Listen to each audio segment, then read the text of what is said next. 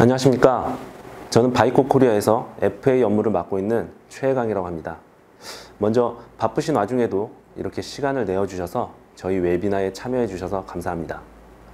제가 오늘 준비한 내용은 기본적인 EMI 프리 컴플라이언스와 트러블 슈팅 테크닉입니다. 오늘 설명드릴 내용을 간단히 살펴보면, 먼저 기본적인 EMI 측정 방법과 그 측정 시 사용되는 LISN의 기능과 역할에 대해서 말씀드리도록 하겠습니다. 다음으로는 이 EMI의 두 가지 타입인 커먼 모드와 디퍼런셜 모드 노이즈에 대해서 말씀드린 후, 다음으로 시뮬레이션 모델을 사용해서 EMI 프리 컴플라이언스를 분석하는 방법에 대해서 말씀을 드리도록 하겠습니다.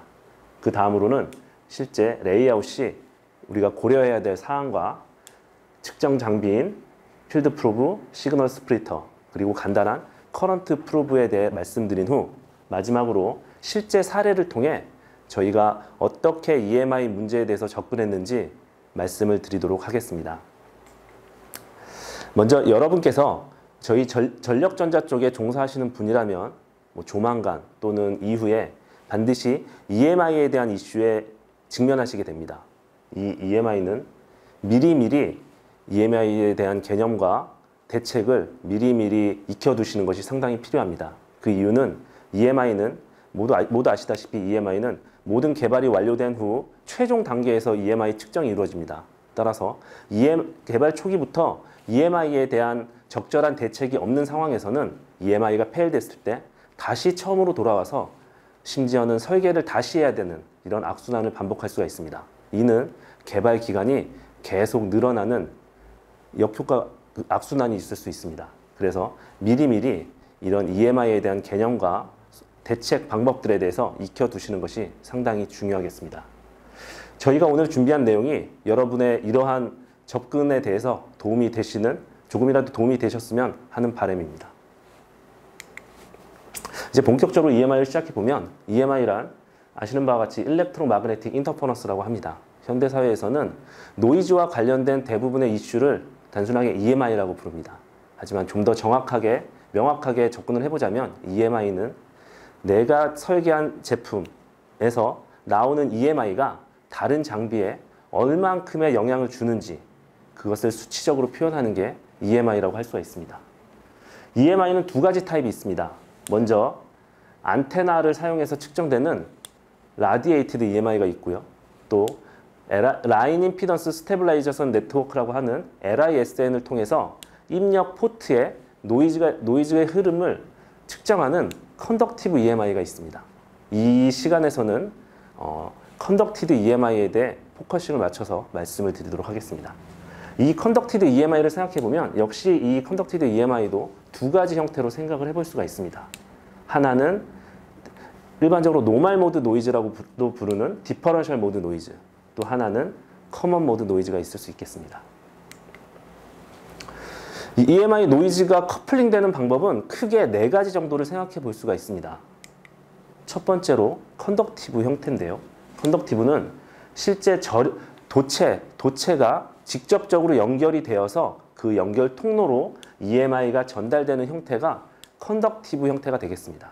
이 컨덕티브 형태로는 인풋 전압의 리플이라든지 아웃풋 전압의 리플 또는 그라운딩의 이슈, 이런 것들이 대표적인 컨덕티브 형태가 되겠습니다. 다음으로는 캐패시티브 형태가 있습니다. 캐패시티브는 전압이 짧은 시간에 급격하게 변할 때 주변에 있던 캐패시턴스 성분에 의해서 다른 쪽에 있는 전도체로 노이즈가 유기되는 형태가 캐패시티브가 되겠습니다. 다음으로는 캐패시티브가 전압이 급격히 변하는 것이라면 인덕티브는 전류가 급격히 변할 때 마치 트랜스포머의 1차 단에서 2차 단으로 에너지가 넘어가는 것처럼 한쪽에서 전류가 급격히 변할 때 이 노이즈가 다른 쪽에 있는 전도체로 노이즈가 유기되는 형태가 인덕티브 노이즈라고 볼 수가 있습니다. 마지막으로는 안테나 효과와 같이 그 파필드 일렉트로마그네틱으로 노이즈가 전달이 되고 다른 부분에 하이 임피던스 성분이 있을 때 그 하이 임피던스는 있는 부분으로 노이즈가 유기되는 형태가 라디에이티드 형태가 되겠습니다. 지금 보시는 그림은 실제 컨덕티드 EMI를 측정하는 간단한 그림을 셋업되어 있는 그림을 지금 보실 수가 있습니다. 보시면 우리가 테스트하고자 하는 장비는 우리가 여기에 위치를 하고 있고요. 이 장비는 비전도체, 다시 말해서 절연체 위에 위치하게 됩니다. 그리고 요 밑에 보시면 이 컨덕티드 EMI 노이즈를 측정하는 가장 중요한 장비 중 하나인 LISN이 지금 그림에서는 요 밑에 두 대를 보실 수가 있습니다. 또 측정하는 모든 장비들의 그라운드는 모두 묶여서 그 바다 쪽에 있는 어스 그라운드에 묶여 주어야 합니다. 지금 보시는 그림은 아까 말씀드렸던 LISN의 실제 동작하는 형태를 나타냈고, 우리가 측정하고자 하는 우리의 장비는 입력단이 이쪽에 물리겠습니다. 또 우리가 측정하고자 하는 장비에 소스를 주기 위한 파워 소스는 왼쪽에 위치하고 있습니다. 왼쪽에 위치돼서 파워 소스의 입력 전압이 이렇게 해서 우리가 테스트하고자 하는 장비에 소스를 공급합니다. 또 LISN에 나온 포트가 스펙트럼 아날라이저를 이용해서 이 포트로 우리 컨덕티드 EMI 노이즈를 측정하게 됩니다. 우리가 그 테스트하고자 하는 장비는 먼저 한쪽 라인에서 흘러나와서 다른 쪽 라인으로 흘러 들어가는 디퍼런셜 모드 노이즈를 생각해 볼 수가 있습니다. 이렇게 한쪽 방향으로 흘러나와서 한쪽으로 리턴되는 형태가 디퍼런셜 모드 노이즈. 또 동상으로 양쪽 라인에서 흘러나와서 어스 그라운드로 빠지는, 다시 말해서 두 쪽 라인이 같은 방향으로 흐르는 노이즈가 커먼 모드 노이즈가 될 수 있습니다. 또 반대로 어스 쪽에서 흘러 들어와서 양쪽 라인으로 나가는 형태도 역시 양쪽 라인이 같은 방향으로 노이즈가 흐르기 때문에 커먼 모드 노이즈가 되겠습니다. 파워 소스 역시 노이즈 성분을 가지고 있습니다. 이 파워 소스에서 발생된 노이즈가 우리가 측정하고자 하는 장비에 영향을 준다면 우리가 테스트하고자 하는 장비만의 노이즈 측정이 안 될 겁니다. 따라서 파워 소스에서 발견된 노이즈는 이쪽으로 지나가지 않고 모두 어스 그라운드로 빠지는 형태를 이루어져야 됩니다. 이를 위해서 LISN에는 고주파 노이즈의 경로를 만들어주는 캐패시터와 저항, 또 그 다른 단자 쪽에도 캐패시터와 저항이 위치해 있습니다. 따라서 고주파 같은 경우에는 이쪽으로 루프가 이렇게 돼서 어스 그라운드로 빠지게 되는 형태가 됩니다.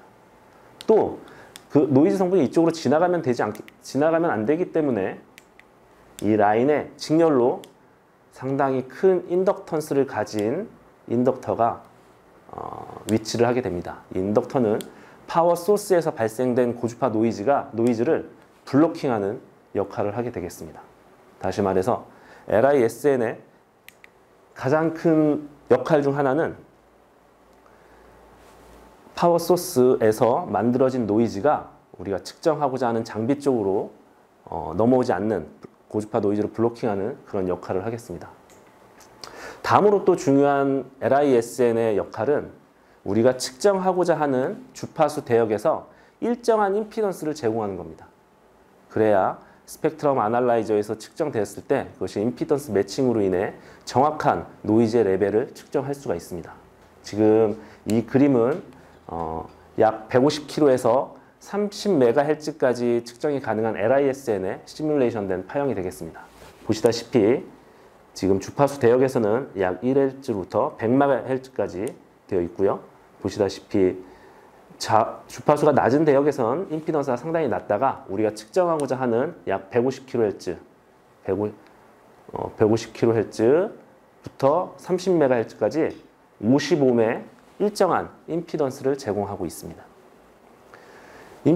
다시 말씀드려서 LISN의 중요한 역할 중 하나는 임피던스를 우리가 측정하고자 하는 주파수 대역에서 일정한 임피던스를 제공하는 역할이 또 중요한 역할이 되겠습니다. 다음으로는 이러한 노이즈를 측정하는 그 방법들, 대해서 크게 세 가지에 대해서 말씀드리겠습니다. 아마 EMI를 한 번이라도 측정하셨던 분들은 상당히 낯익은 용어실 텐데요. 먼저 EMI를 측정하는 방법 중에 가장 간단한 방법이 피크 디텍션이 있습니다. 피크 디텍션은 말 그대로 어떤 노이즈들이 들어왔을 때 그 노이즈들의 피크 성분만을 검출하는 방식입니다. 그래서 이 피크, 어떤 피크가 검출이 되고 그 다음부터는 그 피크보다 작은 값이 나온다면 그 노이즈는 그 피크 값만 읽어서 그거에 대한 노이즈를 판단을 할 겁니다. 따라서 이 피크 디텍션은 상당히 빠른 스캔 속도를 가지고 있습니다. 하지만 이 피크 디텍션은 그 피크가 얼마나 자주 발생하는지 또는 그 피크의 지속 시간은 얼마인지 이런 부분에 대해서는 판단할 수 있는 근거가 없습니다. 그래서 그 다음으로 우리는 가중치를 둔 에버리지라고 부르는 쿼지 피크 디텍션을 사용을 합니다. 쿼지 피크 디텍션은 상당히 빠른 상승 시간에 상당히 느린 하강 시간을 가진 방법으로 측정을 합니다. 이를 통해서 그 노이즈가 자주 일어난다면 이 쿼지 피크 디텍션은 올라갈 거고 또는 자주 일어나지 않는다면 내려갈 거고 또 지속 시간이 길다면 쿼지 피크는 올라갈 거고 또 반대인 경우는 내려가는 그렇게 가중치를 두는 방법이 가능합니다. 그렇기 때문에 이 쿼지 피크는 상당히 스캔 속도가 느립니다. 다음으로는 그 피크 디텍션한 그 형태를 밴드위스가 상당히 낮은 필터를 이용해서 평균치를 만드는 에버리지 형태가 될 수가 있습니다. 그래서 가장 스캔 속도로만 보면 쿼지 피크가 가장 빠를 거고요. 그 다음이 에버리지, 가장 느린 것이 쿼지 피크 디텍션이 되겠습니다.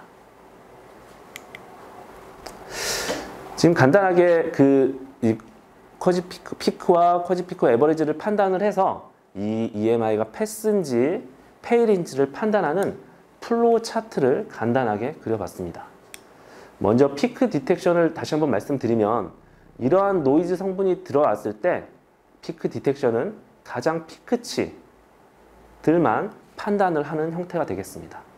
또 에버리지는 그러한 피크치에 대해서 밴드위스가 낮은 필터를 이용해서 이렇게 평균치를 구하는 방법이 에버리지 디텍터가 되겠습니다. 쿼지 피크는 좀 전에 말씀드렸던 상당히 빠른 상승 시간 그리고 상당히 느린 시간을 통해서 이 피크 성분이 얼마나 자주 발생되는지 또 얼마나 지속되는지에 따라서 이 쿼지 피크의 값이 달라지는, 다시 말해서 그런 거에 가중치를 둔 방법이 되겠습니다. 다음으로는 노이즈의 두 가지 형태 중에 하나인 디퍼런셜 모드 노이즈에 대해서 말씀드리도록 하겠습니다. 일반적으로 디퍼런셜 모드 노이즈는 노멀 모드 노이즈라고 합니다. 상당히 어울리는 용어인데요. 그 이유는 모든 전기적인 동작들은 다 그 디퍼런셜적으로 동작을 합니다. 다시 말해서 두 개의 두 개의 라인이 있을 때 한쪽으로 노이즈가 나오면 다른 쪽으로 들어가는 이런 형태로 동작을 하기 때문에 디퍼런셜 모드 노이즈를 이른바 노멀 모드 노이즈라고도 부를 수가 있습니다. 이 디퍼런셜 모드 노이즈는 일반적으로 아까 커플링되는 네 가지 방법 중 하나에 의해서 이루어집니다. 하지만 어떠한 경우에는 이러한 네 가지 방법들이 모두 복합적으로 나타나는 경우도 있겠습니다. 따라서 이 디퍼런셜 모드 노이즈에는 반드시 두 가지, 먼저 노이즈가 유출되고 유입되는 두 가닥 이상의 입력선이 존재하게 됩니다. 또는 그 입력선 중 하나는 그라운드 형태가 역시 될 수도 있습니다. 이 디퍼런셜 모드 노이즈의 가장 대표적인 예로는 인풋 볼티지의 리플, 아웃풋 볼티지의 리플이 가장 대표적인 예가 되겠습니다. 그리고 이 디퍼런셜 모드 노이즈는 그 입력선이 두 선이든 세 선이든 반드시 나타나게 되는 그런 형태의 노이즈가 되겠습니다. 그럼 실제 저희 같은 경우는 지금 심플리스라는 툴을 이용해서 디퍼런셜 모드 노이즈를 한번 확인을 해 보겠습니다. 그럼 먼저 그 전에 지금 여기서는 컨티뉴어스 컨덕션 모드의 벅 컨버터 컨버터를 간단하게 지금 예시를 들어 설명을 드리도록 하겠습니다. 이 벅 컨버터는 오픈 루프에 입력 전압은 12V, 출력 전압은 3.3V, 그리고 여러 기생 성분들은 제외한 아이디얼한 형태로 지금 그려져 있습니다. 스위칭 주파수는 약 300kHz 정도가 되겠습니다. 그래서 먼저 보시면 입력단에 입력 소스 임피던스가 약 1mΩ인 12V 배터리가 위치를 하고요. 그 다음에 인덕터, 그리고 캐패시터, 하이사이드 모스펫, 로사이드 모스펫, 그리고 약 330나노의 인덕터, 그리고 출력 캡과 로드가 위치해 있습니다. 먼저 간단한 동작을 먼저 생각을 해보면, 먼저 하이사이드가 턴온이 된다면 소스 쪽의 배터리 쪽과 입력단에 있는 캐패시터의 에너지가 하이사이드 모스펫을 통해 인덕터를 통해 로드와 출력 캐패시터로 에너지를 전달하게 될 겁니다. 또 이번에는 로사이드의 모스펫이 턴온이 된다면 인덕터에 저장되어 있던 에너지가 아웃풋 쪽에 역시 캐패시터와 로드 쪽으로 이런 형태로 흐르게 됩니다. 이는 또 이러한 동작들은 계속 반복해서 스위칭이 이루어지게 됩니다. 하이사이드 모스펫 쪽에 전류 파형은 어떤 형태인지 한번 살펴보겠습니다.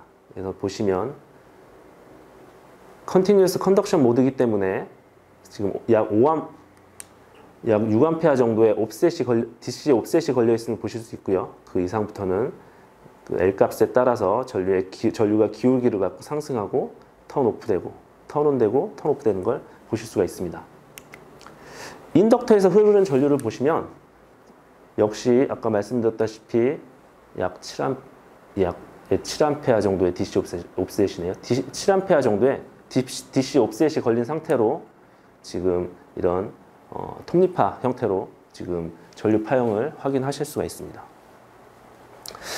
이러한 전류의 변화 때문에 발생하는 것이 역시 캐패시터의 리플 커런트가 되겠습니다.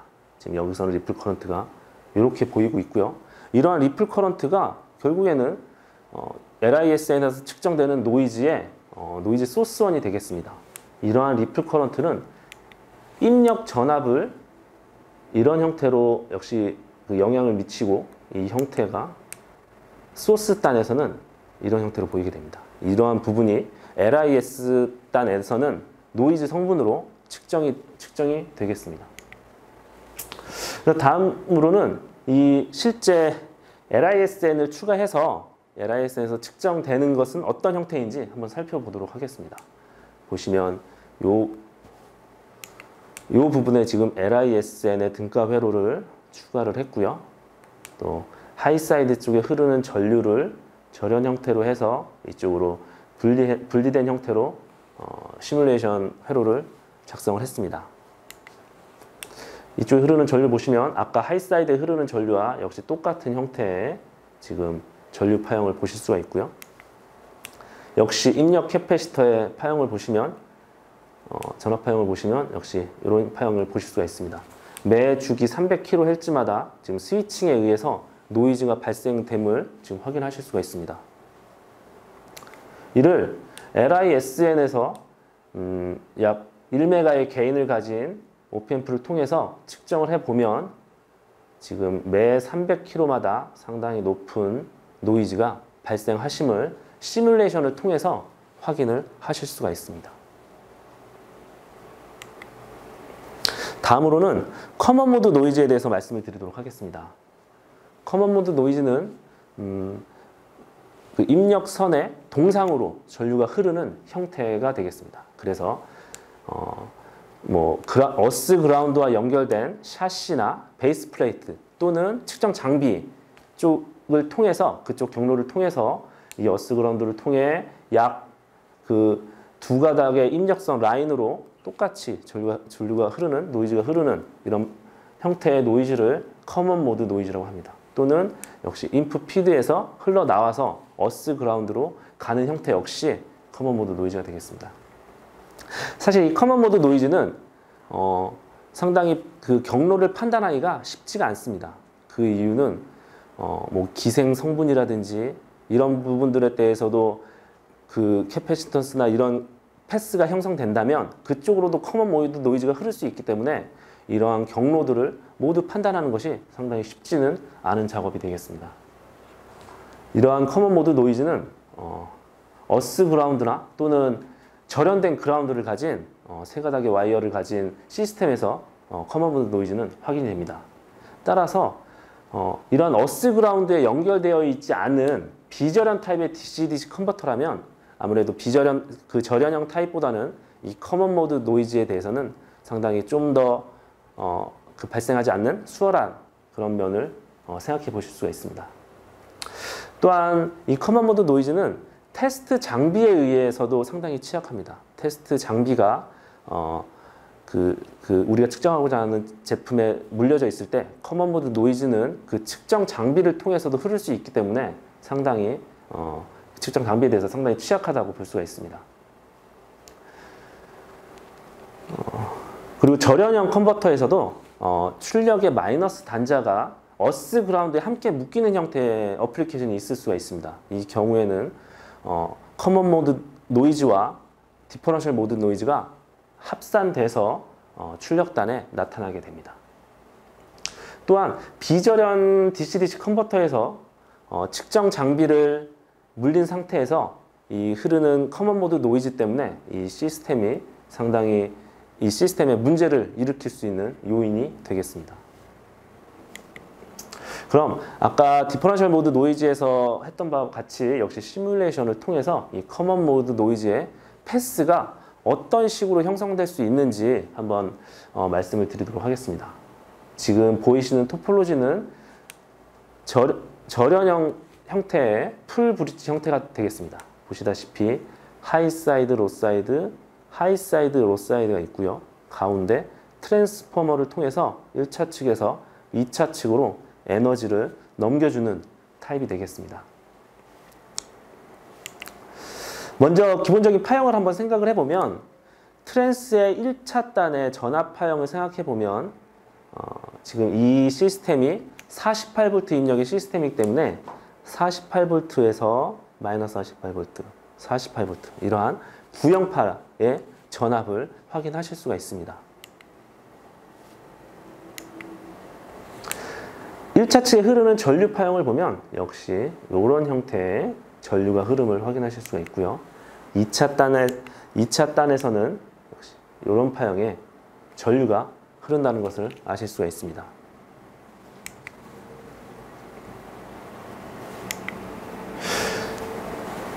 근데 여기에는 실제 회로에서는 존재하지도 않은 성분들을 저희는 이미 좀 그려놨습니다. 바로 기생 캐패시터와 기생 성분들인데요.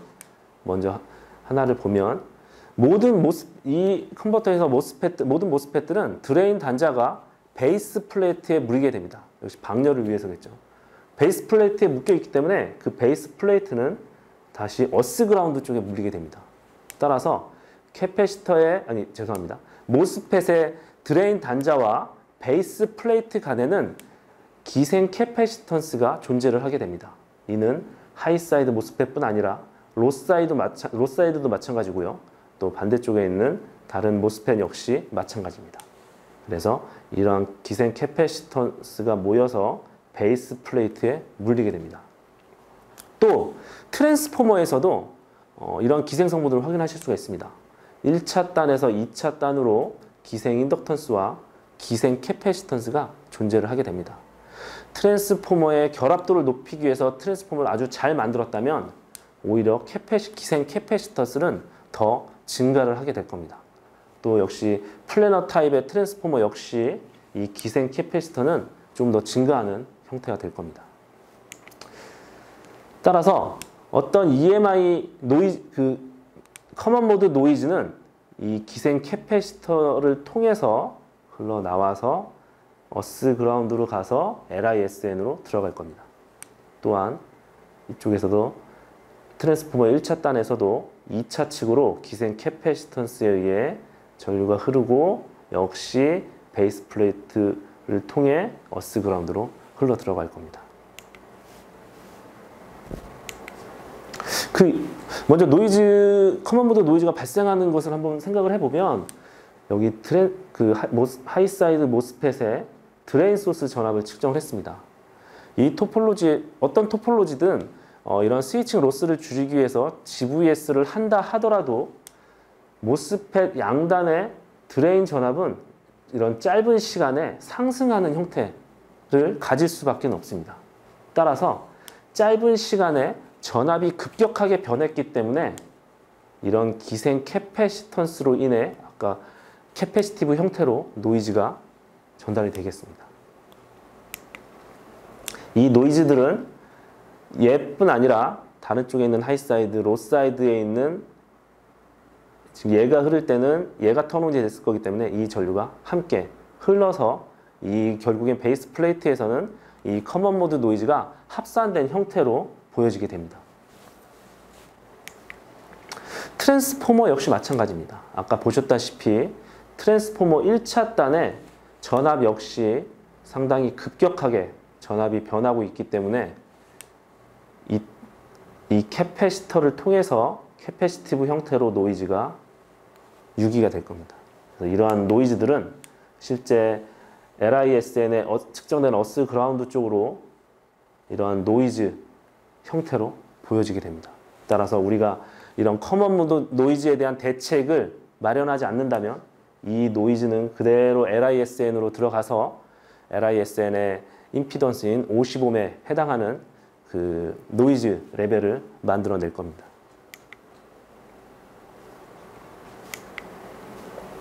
그래서 보시면 아까 여기서 흘렸던 그 커런트가 지금 양측에서 이렇게 동일한 동상으로 커먼 모드 노이즈가 측정됨을 보실 수가 있습니다.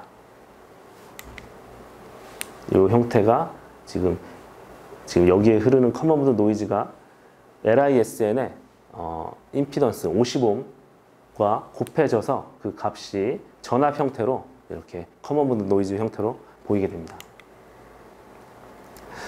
또 실제 EMI LISN에서 측정되는 노이즈는 뭐 컨덕티브 따로 커먼 모드 따로 디퍼런셜 모드 따로가 아니라 그 커먼 모드와 디퍼런셜 모드가 합산돼서 때로는 캔슬되고 때로는 애드돼서 토탈적으로 합쳐진 형태가 최종적으로는 LISN에서 측정이 되겠습니다. 아까도 말씀드렸던 비절연 타입에서는 커먼 모드 노이즈가 전혀 없는지를 한번 생각해 보겠습니다. 지금 보시다시피 입력 라인이 있고요. 출력 라인이 있는데 1, 2차 간에 모두 절연되어 있습니다. 그러면 이 상태에서는 커먼 모드 노이즈가 발생을 하지 않을까요? 생각해 보면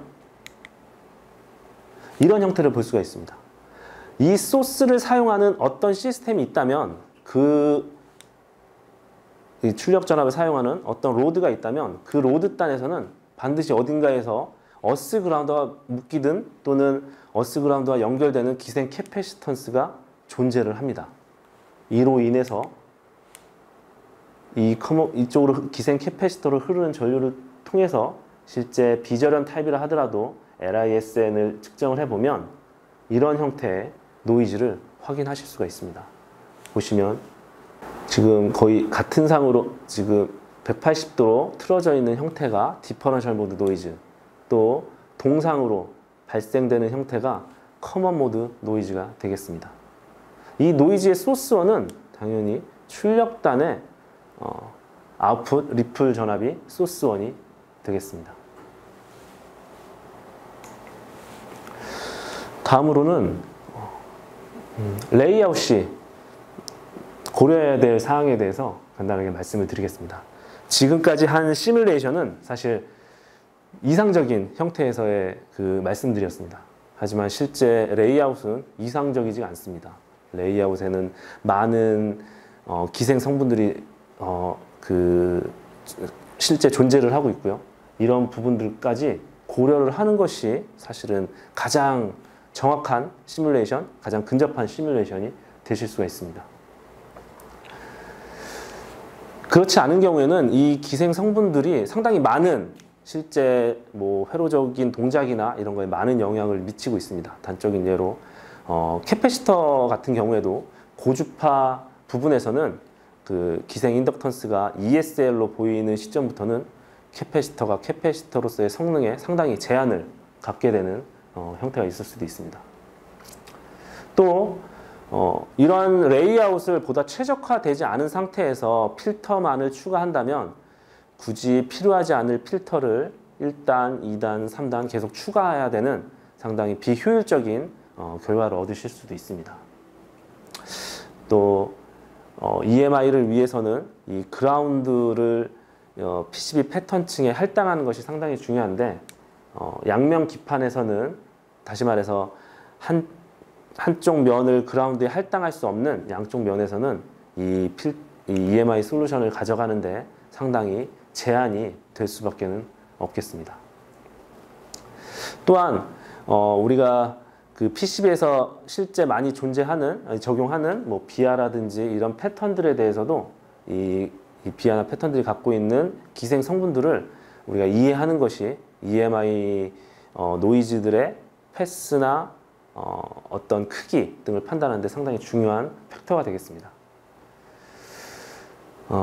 따라서 다시 말씀드려서 이러한 기생 성분들까지 고려를 해서 그 팩터를 뽑아내서 그것을 그 시뮬레이션에 포함시키는 것이 상당히 어렵지만 중요한 작업이라고 할 수가 있습니다.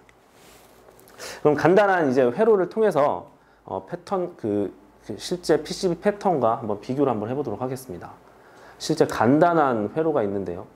우리 DC-DC 입력단으로 들어가는 입력 단자가 있고요. 앞단에 LC로 이루어진 간단한 LC 필터가 있습니다. 그리고 그 전단에 캐패시터 그리고 직렬로 모스펫이 들어가 있습니다. 이 모스펫은 핫삽 용도로 쓰이는 모스펫이고요. 그래서 실제 보시면 상당히 간단한 이런 필터 회로를 통해서 한번 예시를 들어 말씀을 드리도록 하겠습니다. 예, 실제 아까 보여드렸던 그 부분의 실제 PCB 패턴이 되겠습니다. 직렬로 달려있던 모스펫이 있고요. 입력 단자가 여기 이렇게 위치해 있습니다. 그래서 플러스 라인은 모스펫을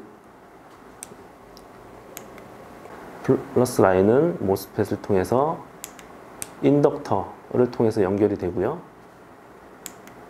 그리고 파워 그라운드는 이렇게 연결돼서 두 가닥이 연결되는 형태가 되겠습니다. 그 전류 루프를 생각해 보면 이쪽 캐패시터들은 이쪽으로 이렇게 흐르는 형태가 있을 수 있고 얘네들은 이렇게 흐르는 형태가 있을 수가 있겠습니다. 그래서 이 부분들을 여기는 모스펫 드레인 라인이고요. 그래서 이 부분들에 대한 저희는 기생 캐패시턴스를 추출했습니다.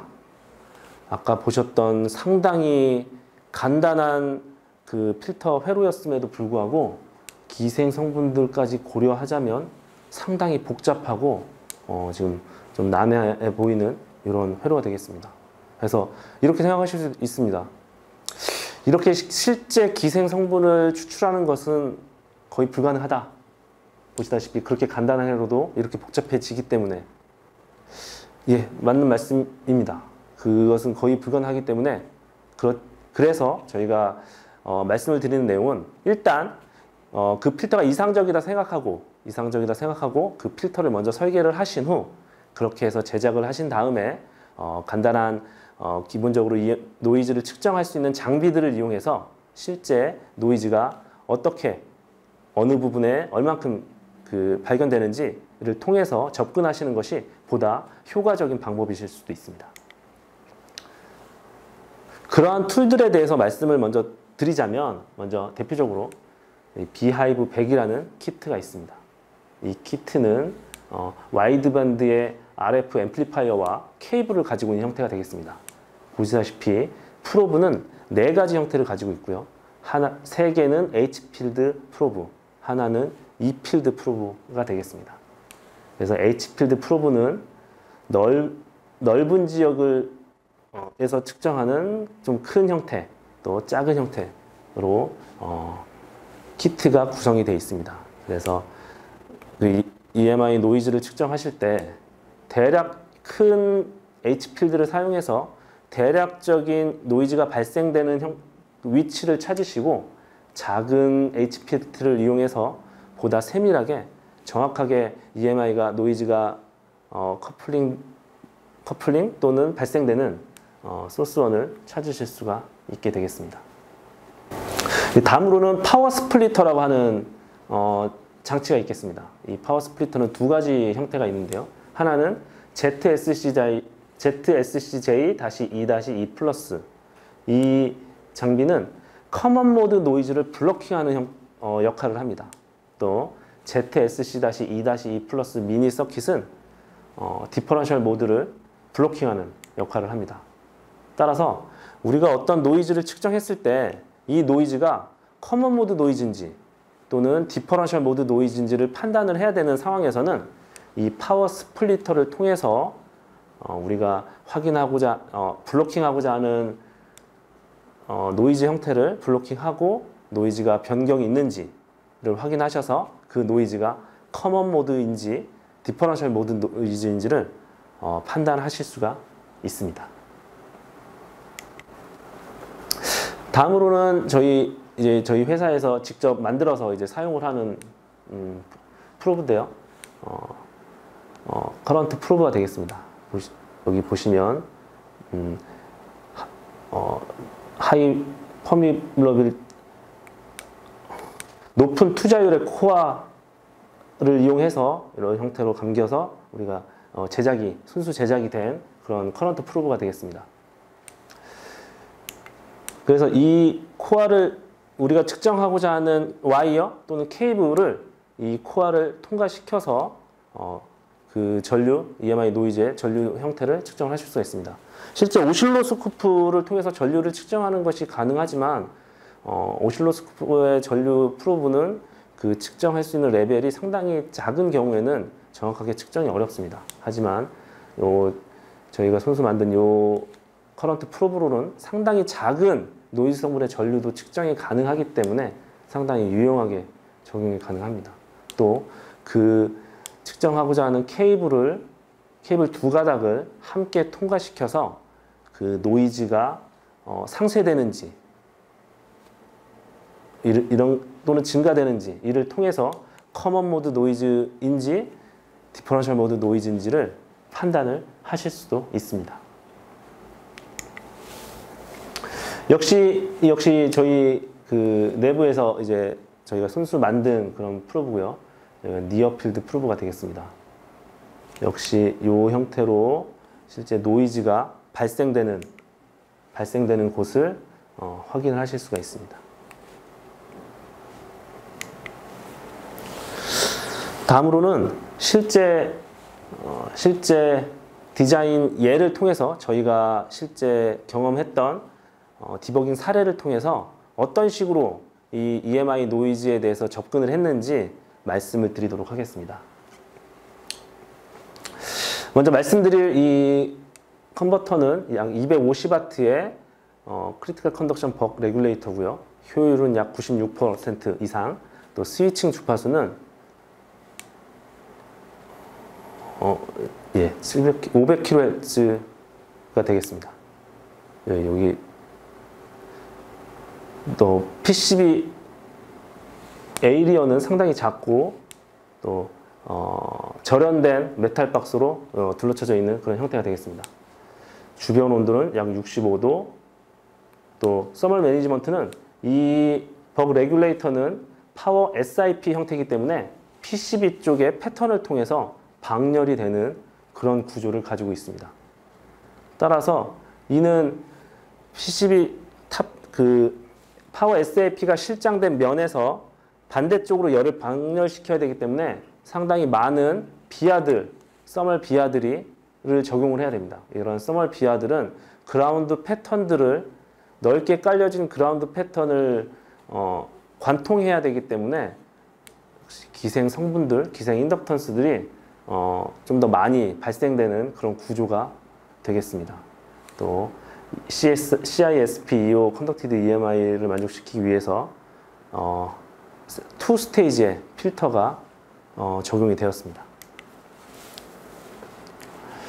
먼저 저희는 이런 이 보드의 기생 성분들까지도 추출을 해서 완벽한 시뮬레이션을 진행하고 필터를 디자인을 했습니다. 그래서 시뮬레이션을 진행한 결과 필터를 적용해서 시뮬레이션을 적용한 결과 아무 이슈가 없었습니다.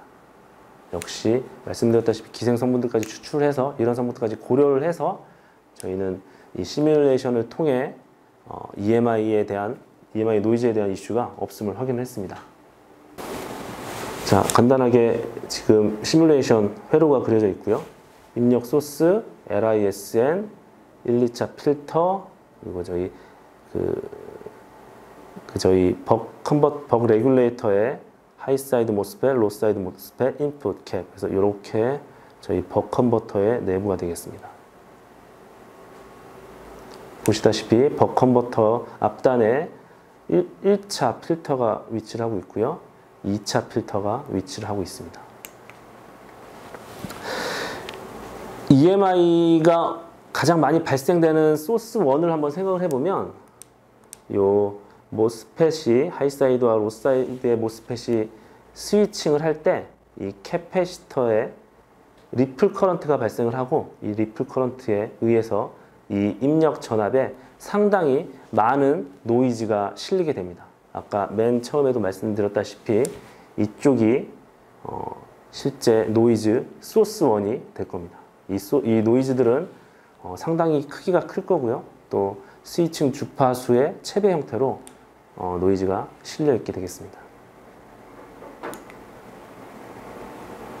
그래서 다시 말씀드리면 이 부분이 디퍼런셜 모드 노이즈의 소스 1이 되겠습니다. 이 디퍼런셜 모드 노이즈는 LISN에 이쪽에 우리가 스펙트럼 아날라이저로 측정을 해서 요 임피던스에 흐르는 전류를 통해 전압을 읽어서 노이즈의 크기를 판단을 하게 됩니다. 자, 그래서 우리가 이러한 시뮬레이션 결과를 가지고 실제 제품에서 한번 또 어떻게 되는지, 노이즈가 어느 정도인지 확인을 해봤습니다. 저희가 그 확인 결과 얻은 데이터입니다. 보시다시피 스위칭 주파수인 500kHz에서 약 50dB 정도의 노이즈가 보이나 보시면 우리가 생각지 못했던 약 8메가, 약 6에서 10메가대역에서 상당히 높은 지금 노이즈가 측정이 되고 있습니다. 이는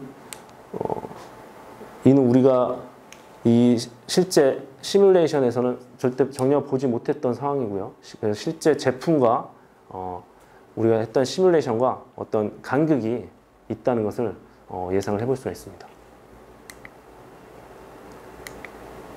그러면 왜 우리가 생각지 못했던 그런 부분들이 생겼는지 이제 하나하나 한번 따라가 보도록 하겠습니다. 제일 먼저 실제 이것이 정상적인 우리 벅 컨버터의 동작인지를 확인하기 위해서 저희가 가지고 있는 이밸리에이션 보드와 실제 테스트 보드의 파형을 한번 확인을 해봤습니다. 파형을 보시면 이쪽에 이밸리에이션 보드와 실제 쪽에 약간의 링깅이 좀 더 실제 보드에서는 발견됨을 약간의 차이가 있음을 확인하실 수가 있습니다. 그래서 이 형태는 보시다시피 약 6에서 10MHz 대역에서 약 8에서 12dB EVB보다 더 크게 실제 테스트 보드에서 발생됨을 확인하실 수가 있습니다. 그래서 아까 LISN에서 측정됐던 그 6에서 약 10MHz에서 높은 주파수 대역은 일단 얘가 큰 영향을 미침을 확인하실 수가 있습니다. 그 이유를 한번 생각을 해보면 아까도 말씀드렸다시피 이 벅 컨버터는 파워 SIP 형태이기 때문에 방열이 PCB 패턴으로 이루어지고 이 원활한 방열을 위해서 상당히 많은 서멀 비하들이 적용이 돼야 됩니다. 지금 보시면 여기가 그 벅 컨버터의 입력 단자인데요. 입력 단자 쪽에 서멀 임피던스가 상당히 낮기 때문에 이쪽으로 상당히 그 방열을 하기 위한 상당히 많은 비하들이 위치를 하고 있습니다. 이는 내부에 있는 그라운드 층을 관통하는 역할들을 하고, 이는 또 따라서 많은 기생 인덕턴스나 이런 부분들을 야기할 수밖에 없습니다.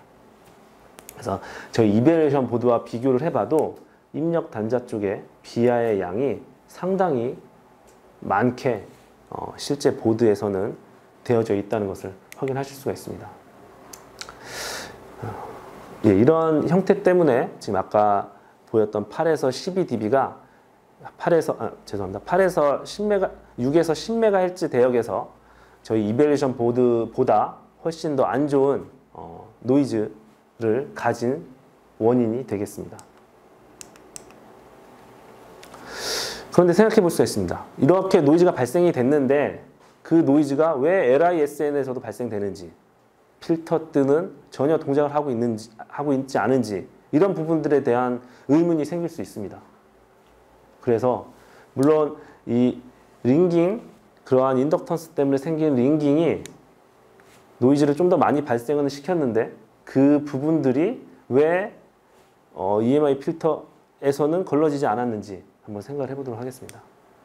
그러면 제일 먼저 EMI 필터가 제대로 설계가 되지 않았는지, 또는 EMI의 능력이 부족한지, 다음으로는 그 노이즈가 이 필터를 통과하지 않고, 필터에 의해서 필터링 되지 않고 어떤 바이팩싱 되는 그러한 경로가 있지는 않은지, 또는 인덕터의 하이 플러스에 의해서 다른 쪽에 노이즈가 오염되지는 않았는지, 또 하이 볼티지 트랜지션에 의해서 캐패시티브 형태로 다른 쪽에 유기되지는 않았는지, 또는 실제 LISN으로 컨덕티브 형태가 아니라 라디에이티드 형태로 바로 EMI의 LISN의 단자 쪽에 측정된 것은 아닌지, 또는 이 노이즈가 커먼 모드 노이즈인지 디퍼런셜 모드 노이즈인지, 이런 것들을 판단을 해 볼 필요가 있겠습니다.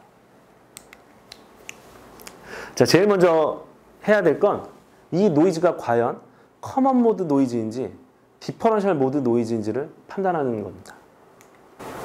먼저 아까 말씀드렸던 그러한 툴 중에 하나인 스플리터를 이용해서 이 노이즈가 커먼 모드 노이즈인지 디퍼런셜 모드 노이즈인지를 판단할 수가 있습니다. 그래서 디퍼런셜 모드 노이즈를 블로킹을 했는데 그 주파수 6에서 10MHz 대역에서의 노이즈의 변동은 없었습니다. 하지만 디퍼런셜 모드 노이즈를 블로킹하자 그 대역에서 약 30dB 정도의 노이즈 저감이 발생됨을 확인을 했습니다. 다시 얘기해서 아까 발견됐던 이 노이즈는 디퍼런셜 모드 노이즈라고 볼 수가 있겠습니다. 다음으로는 우리가 지금 EMI 필터를 두 가지를 쓰고 있는데, 2단으로 쓰고 있는데 어느 단의 필터 쪽에 문제가 있는지를 확인하는 것이 다음 단계가 되겠습니다. 먼저 이쪽을 디퍼런셜 앰프를 이용해서 노이즈를 측정을 했습니다. 그랬을 때 노이즈가 발생되는지 확인한 결과 발생되지 않았습니다. 우리가 시뮬레이션을 했던 것과 똑같이 노이즈가 저감돼서 발생됐습니다. 다시 얘기해서 이 첫 번째 필터는 잘 동작하고 있다는 것을 생각해 볼 수 있습니다. 다시 얘기해서 여기서 발생했던 그러한 노이즈들이 여기서는 발견되지 않았습니다. 다음으로 이쪽을 확인을 해봤습니다. 이쪽을 역시 똑같은 방법, 디퍼런셜 앰프를 이용해서 이쪽의 전압을 측정해서 노이즈를 측정을 했습니다. 그랬을 때 시뮬레이션 결과와는 다른 값이 나왔습니다. 다시 말해서 노이즈가 많이 발생을 했습니다. 8MHz, 아까 이슈였던 6에서 10MHz 대역에서 이쪽이 발생이 됨을 확인을 했습니다. 그럼 다음으로 해야 될 것은 이 세컨드 스테이지의 필터가 과연 제대로 동작을 하고 있는 것인지, 또는 뭐 인덕터 코어의 셀프 레조넌스가 잘못 레조넌스 등의 어떤 이유가 있는 것은 아닌지, 이런 것들을 판단해 볼 필요가 있습니다. 그래서 48V 입력 소스를 제거하고 쇼트를 시킨 다음 이 인덕터 쪽으로 우리가 그 네트워크 아날라이저로 수입을 시켰습니다. 그랬을 때 이쪽의 결과를 확인하자 실제 우리가 시뮬레이션 한 것과 동일한 결과를 얻을 수 있었습니다. 다시 얘기해서 실제 이 세컨드 스테이지의 필터 역시 필터로 우리가 시뮬레이션으로 예상했던 것과 동일한 그러한 감소의 효과를 보였습니다. 다시 말해서 이 필터들은 모두 정상적인 동작을 하고 있었습니다. 그럼 다시 얘기해서 이쪽에서 이 노이즈 소스 원에서 발생된 이 노이즈가 이 필터들을 정상적으로 필터링하지 않고 어떠한 요인에 의해서 이쪽 LISN의 측정 단자 쪽으로 이 필터 흡단으로 노이즈가 유기된다는 판단을 하실 수가 있습니다. 그래서 제일 먼저 우리 H필드 프로브를 이용해서 이쪽을 측정을 해봤습니다. 8MHz 대행에서의 노이즈는 보이지 않았고요. 또 이쪽에서 측정을 해봤습니다. 여기 입력 캡이죠. 이쪽에서 측정을 해봤을 때는 당연히 여기가 노이즈 소스원이기 때문에 그 8MHz 대역에서의 노이즈가 보였습니다. 첫 번째 필터를 거친 후 확인을 해봤는데 이 8MHz 대역, 우리가 지금 이슈가 되고 있는 8MHz 대역에서 노이즈가 보이진 않았습니다. 하지만 이쪽을 확인했을 때는 역시 8MHz 대역이 발견이 됐습니다. 그래서 우리가 처음에 생각했던 이 필터를 통과해서 필터링 되지 않은 노이즈가 이쪽에서 노이즈가 이쪽으로 바로 유기됨을 확인할 수가 있었습니다. 또한 이쪽이 어떤 형태로 인덕티브 형태로 커플링이 되는 건지 컨덕티브 형태로 커플링 되는 건지는 입력 전압을 바꾼다든지 또는 출력 로드를 바꾼다든지를 통해서 이 노이즈가 변하는지 안 변하는지를 판단을 해서 확인을 하실 수가 있습니다. 이 경우에는 오직 로드가 변할 때 이 노이즈의 변동이 있었습니다. 따라서 전류가 변할 때 커플링 되는 형태이기 때문에 아마도 노이즈가 인덕티브 형태로 커플링 되는 형태가 될 것으로 예상이 됩니다. 그래서 그 부분에 대한 패턴들을 좀 더 면밀히 확인해 본 결과 지금 이쪽이 그 입력단 캡 쪽이고요. 이쪽이 그 맨 훗단 그 세컨드 스테이지의 필터를 지난 다음입니다. 이쪽에 가깝게 이런 테스트 포인트가 위치를 하고 있었습니다. 그래서 저희가 예상한 건 이쪽에서 발생한 노이즈 8MHz 대역의 노이즈가 이 테스트 포인트를 통해서 이쪽으로 우회한 것으로 판단했습니다. 그래서 이러한 이 테스트 포인트를 없애고 이렇게 간격을 준 후 일정 정도의 이격을 유지시켜서 이 이슈를 해결할 수가 있었습니다.